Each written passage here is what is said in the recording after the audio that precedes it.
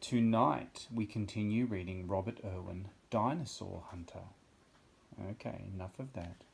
We're up to chapter 7. Robert took out his voice recorder in order to catch up on all he had seen and experienced while being chased by the Spinosaurus. "I just realised," said Riley, after Robert had finished, "there isn't any grass here." "No, that appeared much later in history," said Robert. "It's weird, isn't it? We just take grass for granted." "I think my dad would be happy living here," said Riley. "He hates mowing the lawn." Robert finished the last of their water. He hoped they wouldn't have to do any more running before they got home. One of the first things he learned at athletics was the importance of hydration. He drank a lot more water now that he was a runner. Robert put the empty bottle back in his bag. There must be a body of water somewhere near here, he said, or those massive dinosaurs would die of thirst. "I think we should go look for it." Riley's eyes opened wide. "Are you kidding? I don't want to see another Spinosaurus, thanks. But whenever we travelled back to prehistoric times, it's been water that has taken us back home, remember?" "Oh yeah," said Riley. Robert zipped up his sports bag and stood up. "We need to find some higher ground to scope out our surroundings. Mum will be starting to wonder where we are." Riley chuckled, getting to his feet. "Don't worry. I'm sure she won't mind us stopping off in prehistoric Africa on the way home." As they headed towards a hill only a short distance away, Robert hoped they might be able to see some water from the top of it. "We've already met 2 dinosaur champions," he thought aloud as they walked. "I wonder if we'll see any more before we leave." "2 is enough for me," said Riley. "Unless, of course, the winner of the smallest dinosaur award decides to show up." "Actually, I'd really like to see the biggest plant eater," said Robert. "But we've already seen a Spinosaurus," said Riley. "Wasn't that big enough for you?" "The giant plant eaters like Argentinosaurus put even the Spinosaurus to shame," said Robert. "They were even taller. Spinosaurus might be a saw you want for shot put, but an Argentinosaurus would just need to step over a high jump bar to break the record." Robert and Riley made it to the top of the hill. Looking around, it was obvious there was no water nearby. "Maybe there's water on the other side of the trees," Robert sighed. "That could be the reason why we weren't chased all the way over here." "I'm not risking going back there just to look for water," said Riley. Get out your Australovenator claw. We need to go somewhere else." "But how?" asked Robert as he pulled it out of his bag. The claw was fossilized, hard like stone, but still easy to imagine on the hand of one of Australia's most deadliest dinosaurs. Riley took the claw and started rubbing it. "It isn't a genie bottle," said Robert, slightly amused. He reached for the claw in Riley's hand. As soon as he touched it, everything began to spin. Robert and Riley held on tight to the claw. "What's happening?" shouted Riley as they were sucked away to yet another time and place. Chapter 8. As soon as their new surroundings had settled, Robert looked around.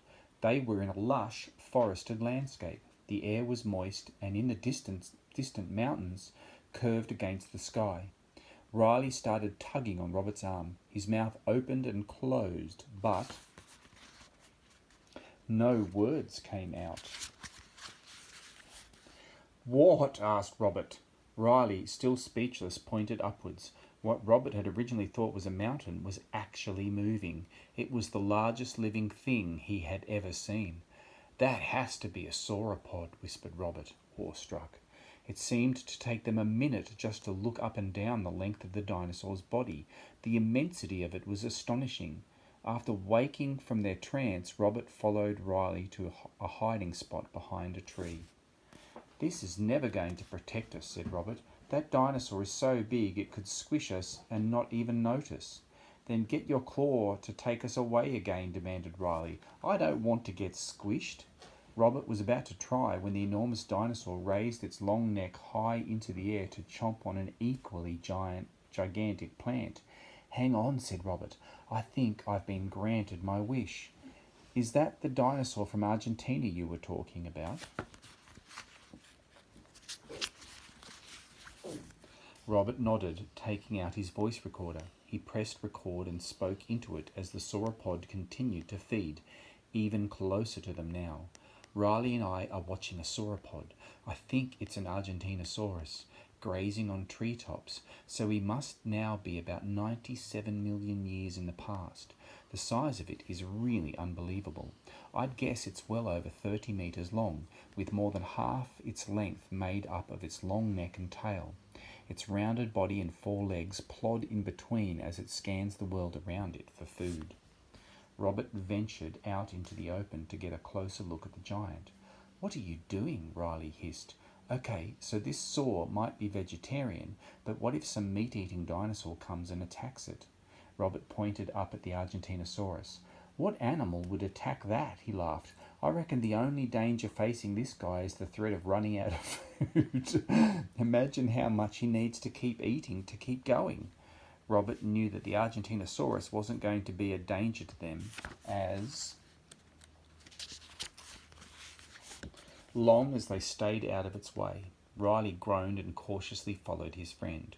"When the Argentinosaurus reaches up to eat the tops of the trees, his head must be over 20 metres from the ground," said Robert, continuing his voice recording.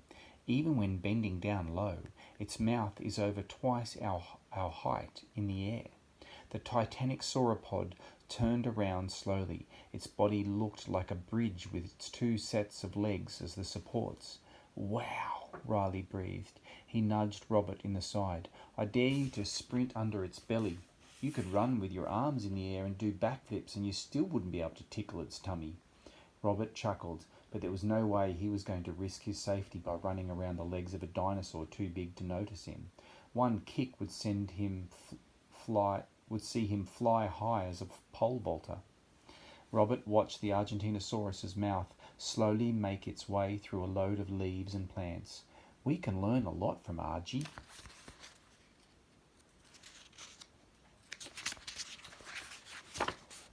"What do you mean?" asked Riley. "He doesn't look like he knows his times tables. I mean, getting fit for the athletics carnival isn't just about putting in lots of hard work at training. It's also about what you put in your stomach. You need the right fuel."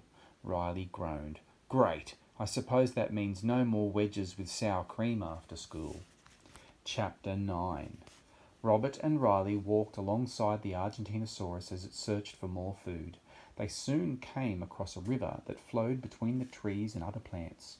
The Argentinosaurus was devouring. "At least it'll have plenty of water when it gets thirsty," said Riley. That's also important when you exercise, right?" "Yep," Robert nodded. "Apparently you're already dehydrated when you begin to feel thirsty. Eric says it's important to drink water throughout the day, even if you aren't training for a carnival." As they continued along the bank, the river had grown wider and fiercer. The ground was becoming rockier too, and the boys soon arrived at a pile of rocks. Robert took a step or two up the rocks before Riley stopped him. "Where are you going?" he asked. "I want to get a bit higher off the ground," Robert answered. "There's a large flat rock at the top that should give us a better view of the Argentinosaurus." Riley grudgingly followed him, using gaps and overhangs in the rocks to climb on top of the rock slab, bringing them 2 or 3 metres higher than the ground level. In front of them, the Argentinosaurus ate peacefully. Behind them, the river roared past. Robert and Riley watched in awe as the dinosaur turned, cracking a tree in half with its 10-metre long tail.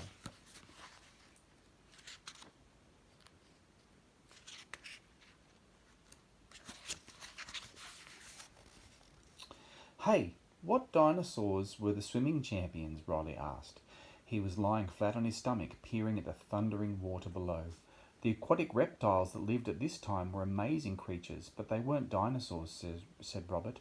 "I'm not sure if many saws could actually swim." "I'm pretty good at swimming," said Riley. "Maybe I could join the swim team or something." "Well, why not start practicing now?" said Robert, grabbing his friend's shoulders and pretending to push him over the edge. "Whoa, hey!" squealed Riley. "Don't you dare!" Robert laughed as Riley sat up, gripping the rocks beneath him like a koala joey holding onto its mother. Robert looked back at the Argentinosaurus. It was now moving in the other direction, away from the river. He sighed, knowing he may never see that creature that big again. We should probably get going, Robert eventually said, and that's the way home. He pointed to the fast-flowing river below. I'm not jumping off here, said Riley, suddenly alarmed. It's way too high. Robert giggled, shaking his head. Don't worry, we'll climb down and walk back to where the water is calm. They clambered down the rocks and, finding a spot where the river was almost level with the bank, took off their shoes. Robert knelt down and took the Australovenator claw out of his sports bag. He gripped it tight, hoping it would send them both back home. Carrying his shoes in his other hand, Robert stepped into the water. Riley eyed the river. Looks cold.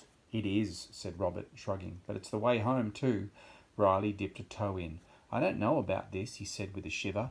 Robert waded out further. Hurry up, slow coach. They kept walking until the river was up to their knees. The water lapped at their legs like cold, slippery eels. Robert remembered hearing Eric say that swimming was a good way to help your tired muscles recover. He took a deep breath and dunked his head. It wasn't dark and gloomy like he'd expected it to be. In fact, underwater it was bright white, almost blinding. Robert felt Riley grab his leg from under the water, then everything started to spin. For a moment, Robert was afraid he'd been sucked into a whirlpool. He closed his eyes to stop him from feeling sick, and when he opened them again, he was standing at the back entrance to Australia Zoo, the warm evening sun already drying his running gear. Robert glanced down to see Riley looking like a drowned rat. He was outstretched on the grass and still holding onto Robert's ankle. Riley, what are you doing down there? Riley let go of Robert's ankle and held up the sports bag. You forgot something on the riverbank. Oh, thanks, said Robert. You're a legend.